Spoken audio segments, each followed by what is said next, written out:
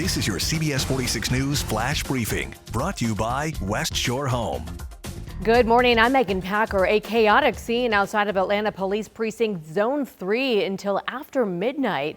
Protesters surrounded the building on Cherokee Avenue for several hours.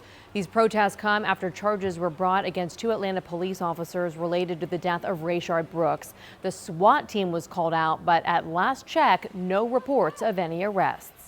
The two Atlanta police officers charged in the shooting death of Rayshard Brooks have just hours left to turn themselves in. The deadline is 6 o'clock this evening. Former officer Garrett Rolfe, who was fired after the deadly shooting, is facing 11 charges, including felony murder. Officer Devin Brosnan also faces several charges. In a news conference yesterday, Fulton County District Attorney Paul Howard announced both former Officer Rolfe and current Atlanta Police Officer Brosnan will face multiple charges for their roles in the shooting death of Brooks, who was running away at the time after a scuffle. It was a DUI stop, got a hold of an officer's taser, and the officer opened fire. The DA says evidence shows that after firing the fatal shots, Rolfe kicked Brooks instead of rendering aid. Brosnan, he says, kept his foot on Brooks's shoulder during that time, also instead of rendering aid. We've concluded at the time Mr. Brooks was shot that he did not pose an immediate threat of death or serious physical injury to the officer or officers. If found guilty of felony murder, DA Howard says Rolfe could face a sentence of life without parole. Officer Brosnan faces 3 charges, including aggravated assault. Georgia is one of several states experiencing an increase in coronavirus cases. Our state just topped 60,000. That number increased by nearly 1,000 in the past 24 hours. More than 2,500 Georgians have died so far. In all, more than 763,000 tests have been administered. The State Department of Public Health says there are a variety of reasons for the recent increase in cases, including the state's increased testing efforts and outbreaks in long-term care facilities.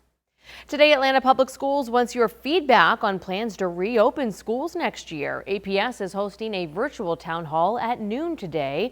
Another one will be held in Spanish next Monday at 6 p.m. You can participate on Facebook Live. Today, we will learn the very latest state and federal unemployment numbers. The current national unemployment rate is just under 15%. Georgia's unemployment rate is nearly 12%. Let's get a check of our forecast now with meteorologist Fred Campagna. How's it looking for the Father's Day weekend? Looks just spectacular for the Father's Day weekend, and not too bad in the next couple of days either. A gradual warm-up is on the way. Temperatures will climb out of the 60s on Thursday morning, Thursday afternoon, right through the 70s to about 80 degrees. About a 30% chance that you'll get caught in a brief shower on Thursday. Shower or thunder shower. No severe weather is expected. On Friday, look for the temperature in the 60s early in the day, but rising into the low to mid 80s during the afternoon. So getting closer to normal. Still not as warm, though, as it typically is in mid to late June in North Georgia. We will get into some of that, though, in the 7-day forecast. The second half of the 7-day looks pretty hot. 88 for a high on Saturday with mostly sunny skies. Low 90s on Father's Day as it stays dry. Hot and humid early next week with the chance of a passing thunderstorm Monday and Tuesday afternoon. This has been your personal flash briefing from CBS 46 News, brought to you by West Shore Home, Atlanta's one-day bath remodeler.